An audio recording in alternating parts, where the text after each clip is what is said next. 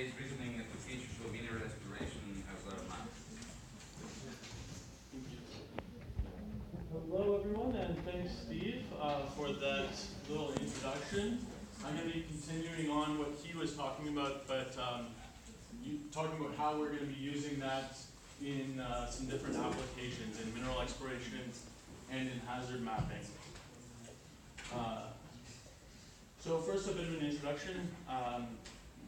I'm from Minerva Intelligence. We're a software company based in Vancouver. And my co-authors, Clinton Smythe and David Poole, have been working on developing this technology since 2004. And we focus specifically on developing AI applications that provide explainable results, that avoid the black box that machine learning can develop. And we're a team of software engineers, geospatial, GIS professionals, and also the domain-specific experts in economic geology and geohazards and so on. So we have a workflow at Minerva that begins with describing human knowledge, and then using that knowledge to reason, and then explain our results, and then further on to provide advice about how you might want to move forward with that information to either gain more information or what should be done with that information. So I'm going to be talking about a couple different things today, specifically models and instances. When I say a model, what I mean is a human conception, an abstraction. So in natural hazards, that would be a rock fall or a debris flow, while an instance is a real thing that's happened, a specific landslide, specific mine, something that happened either in time or in space. And we describe those models and instances in semantic networks, in knowledge graphs, and then we use those models and instances to do different forms of reasoning. I'm going to talk about all four different types of reasoning that we do at Minerva today: model to instance, instance to model, instance to instance, and model to model. So I'm going to give a little example.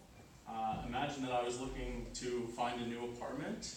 I would describe the apartment that is my ideal apartment in a semantic network and build that up. It always has a bedroom, always has a kitchen.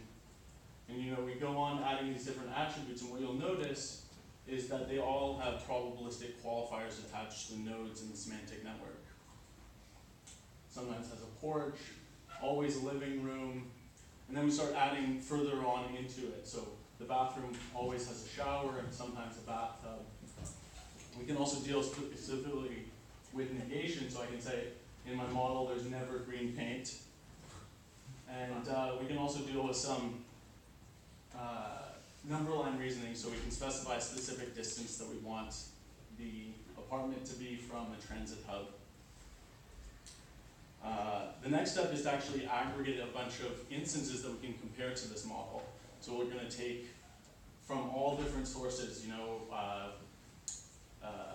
classified ads and web listings, and aggregate those different sources and then convert them to the standard terminology that we used to describe the model. So bring the data together, standardize it, and then convert it into semantic networks as instances, and then we can do the comparison using our AI platform. And that's the reasoning step. So here we have my model, and then a specific instance that we have. And there's going to be a bunch of different exact matches that are going to receive high scores and award rewards to the match. So we have some exact matches, but then we also have an exact match that's worth less points, and that's the bathtub, because the bathtub was a sometimes in my model and not an always. So the scoring is actually based on the probabilistic qualifier in the model. So we also have different types of exact matches, which are based on the semantic distance of the terms. So here I'm matching a den while I was looking for a living room, and so we could know that a den is a kind of living room and still award it points. So that's some of the semantic reasoning that we're doing here. We have a number line reasoning mismatch. the place was too far away, so that's actually going to take points away from this match. And then there's going to always be some unmatched attributes that we don't have information about. So this was just an example. We at Minerva have applications that do this type of model to instance reasoning in a few different domains. So Gio Roberti presented on our hazards approach this morning. And what we do is we describe different models of landslide hazards and then compare those to instances which are a GIS union of all these different features: slope, precipitation, watersheds, and then we end up with specific landslide susceptibility maps for each one of those models. So we end up with 5 different maps that you can look at to see where the susceptibility is in different regions for different models. We have a similar approach in mineral exploration, where we can show you different, the platform will show you the top 50 matches for instances to the specific model. So right now we're looking at the copper porphyry map in the Yukon and looking at the top 50 targets. And what you can do is you can click on each one of those targets and it'll provide an explanation of why that's a good model to instance match. So what you're seeing here is a description on one side of the model and a description of the instance on the other side, and the green bars are the matching attributes between that model and that instance.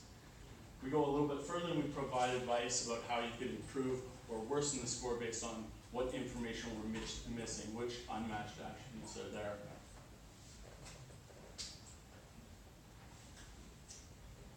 We have another example. So the next thing that I'm talking about is instance to model matching, which is essentially the reverse. And we can also do that in the Yukon mineral targets example, where instead of looking at the top matching targets for each model, we're looking at a specific instance and trying to see which models best match that location. So if we had a property that we owned and we wanted to see which mineral deposit might be there, we could click on that target and find out which model is actually the best description of that location. In terms of instance to instance matching, I'm going to go back to my apartment example briefly. So instead of using a description of my ideal apartment, we could use a description of the past apartments that I've lived in to look for an apartment that is listed that looks similar to the apartment that I have lived in the past. What you'll see here is that when I'm adding attributes, rather than using probabilistic qualifiers, I'm using true-false statements. And Minerva has an application that uses instance matching for metallurgic purposes in planning a mine, where we describe new mineral deposits and compare them to known mineral deposits, trying to find locations on Earth that are similar, which can help the mining engineers plan the development of a mine. When we do that, we leave out some of the factors that we include in the Yukon mineral targets. We can leave out time and genetic setting, some of the things that are less relevant to metallurgy. My last example of matching is model to model. That has some ramifications in scientific debate, where you can imagine different experts would come forward with their different descriptions of the same condition in psychiatry, or we could compare something like PTSD to anxiety and really specify what the differences are between those two models. I also do that in mineral deposit classification as well, to see what the differences are between different mineral deposit types. So I've been talking about different types of matching and creating comparison rankings, but I haven't really talked about what is holding that all together.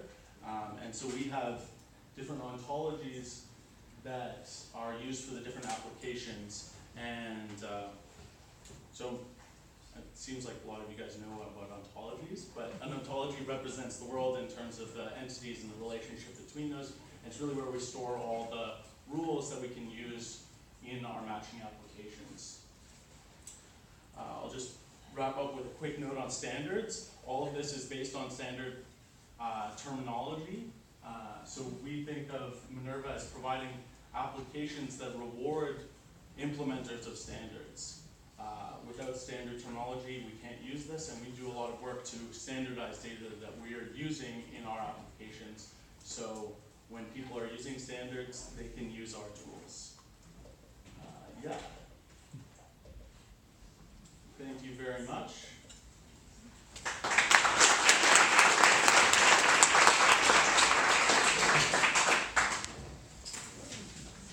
Thank you very much. Any question? Just a quick question, because when it's 30 minutes. Go without exactly. But very interesting. And the most interesting for me is that it's a company that applies the standards, which you can't really find often. Here, a little bit of standards, so well done. Well, thank you. And we're a Canadian company that's implying European standards. So.